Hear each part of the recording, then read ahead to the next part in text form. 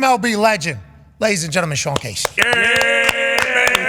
Let's go. Hey, boys, keep getting on Pat. Make sure he's a baseball fan. We're going to turn him soon, baby. We're going to turn him soon. Hey, if Bryce Harper continues to be as handsome as he is, as strong as he is, and it keeps hitting as many dongs as he keeps hitting, you might get me for the last 50 games. Whoa. That's more of a commitment than any other league that I've ever given in my entire life. I'll give you 50 games at the end of this thing, but we're a little bit early. Let's talk about some of these storylines, more specifically in Pittsburgh, Pennsylvania. As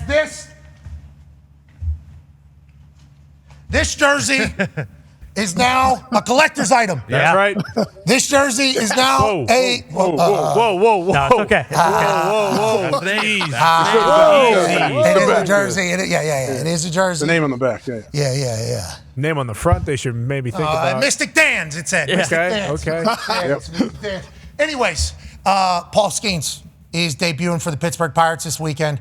We just sent him a T-shirt that he enjoyed that Boston Connor had on whenever he came through here. We got a chance to talk to him. This dude's all ball all the time. Wants to be great, wants to pitch forever, knows that he has a special talent, and he has only started very recently throwing a hundo on a regular basis, so it feels like his arm is very young and alive. Former catcher, actually, turned into a pitcher. How do we think he's going to do in his debut? Why did it take so long to get him up to the majors? And what are your thoughts on him as a whole, Mayor?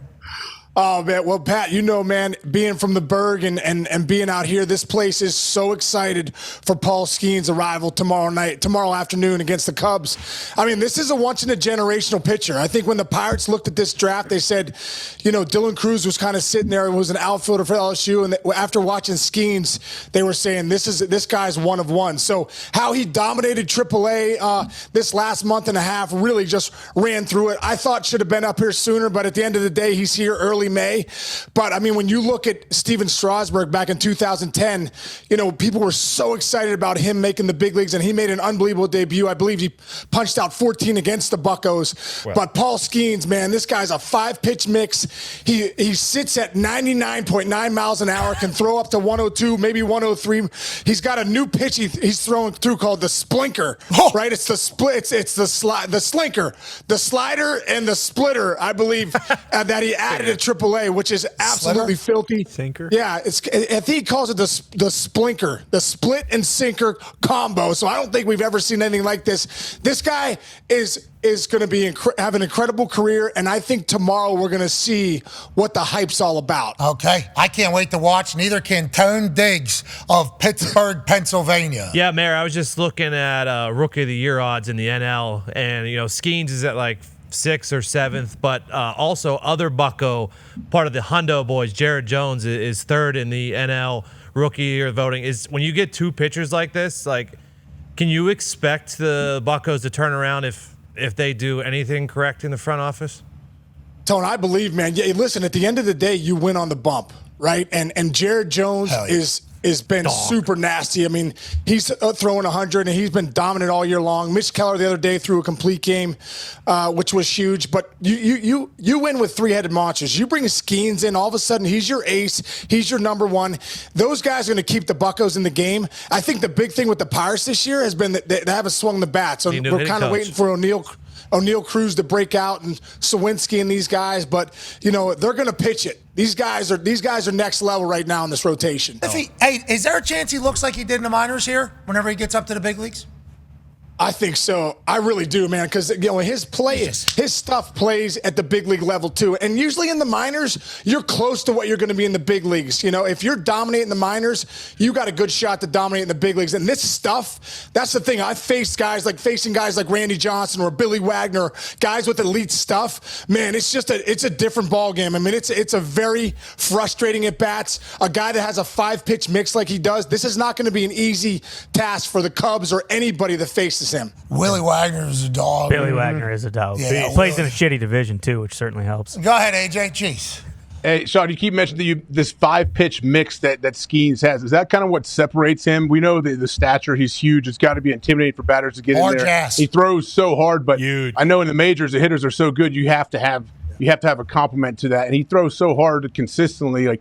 What is it that keeps separating him? And like you said, will this continue in this dominance in the majors?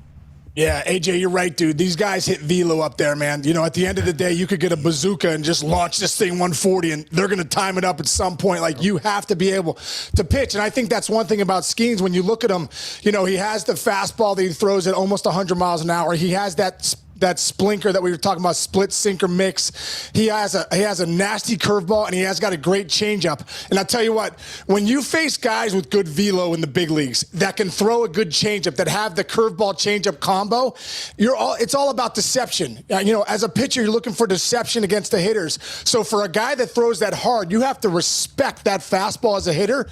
And if you can drop a curveball and a changeup on me, and they're on, you're in for a long day as a hitter. Big baseball program here on this Feel Good Friday, mate. Look at us. We're doing baseball. Yeah. Hell yeah. Aren't we right Go. now? We're doing baseball. Paul Skeens, welcome to the show. Yeah. Can't Welcome wait. To the show, brother. Welcome to Thunderdome.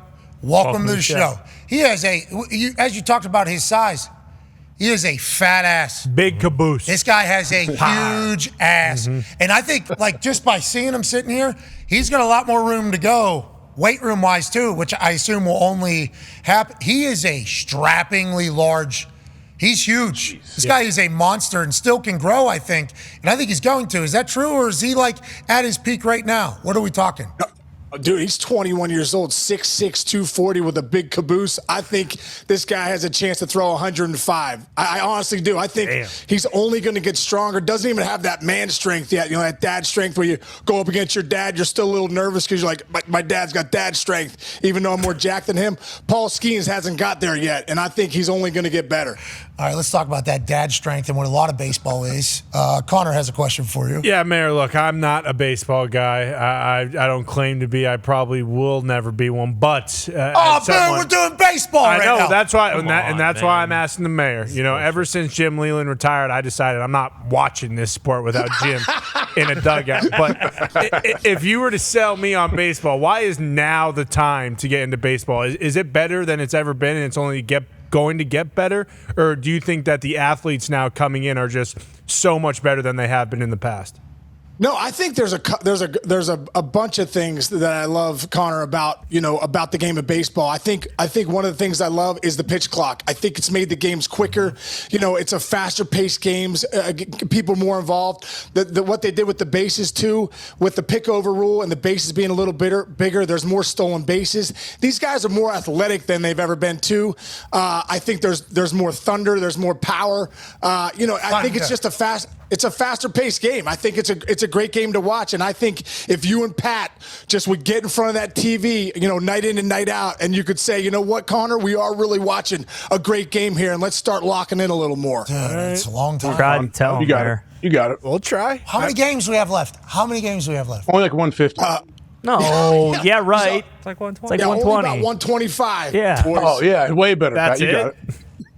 That's Pat all. watch. Come on. 125. Yeah, we're starting to get to the Getting- good part. The getting the meat of weather's it, yeah. starting to change. 125 more games. And don't forget, just one game playing, right? Or is it 3 games now? They got rid of the one game. Okay. Should have kept. That was the best part of That's baseball. Coolest part. That was the best part of baseball. All right, we'll get into it. 125 more opportunities Yeah. for us to find. You know what? With Skeens going up, how many more? They have 120.